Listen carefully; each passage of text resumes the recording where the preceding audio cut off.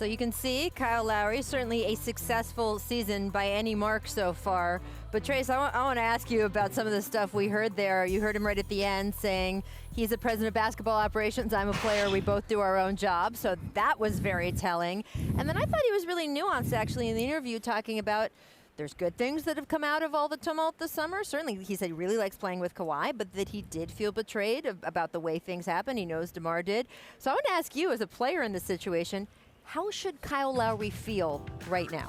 Well, first of all, I played with Kyle in Houston, and that last clip where he was talking about Masai, I mean, he's really just being honest. You know, he speaks his mind. He was being honest in that clip. But he should feel extremely well. He should feel good. Extremely confident about their chances. Boston is struggling. Milwaukee is not, you know, a team that I think could beat them in a 7-game series, along with Philadelphia. So having LeBron James out of the Eastern Conference, you know, Kyle Lowry and the Toronto Raptors should feel really good at the moment. Yeah, I mean, look, I understand he feels betrayed. I think it seemed to me that he meant he feels sort of betrayed on behalf of DeMar, not so much himself.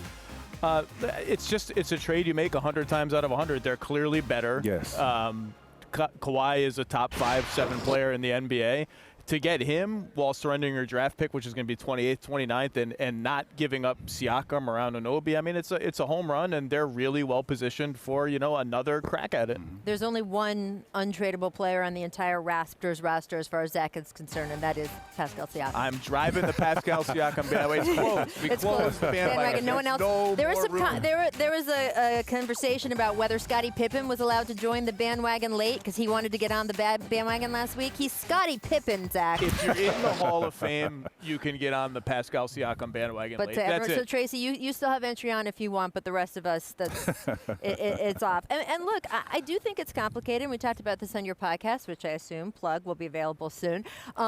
The NBA is set up for these kinds of conflicts. It is set up for that. You heard me mention in the interview. Here in the Toronto Raptors locker room, they have photos on purpose of the guys with their children, with their significant others, to promote this idea of we are all family. Right. And I think you have to have that to be connected enough to win a title.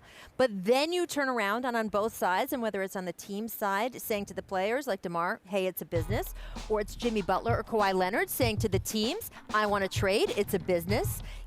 That is an inherent conflict between those two things. It is. I mean, I think you got to look at, if I'm Kyle Lowry, I mean, yes, I know DeMar is my guy. We've been teammates for I don't know how many years. They were teammates, and they formed this bond, a bond that can't be broken.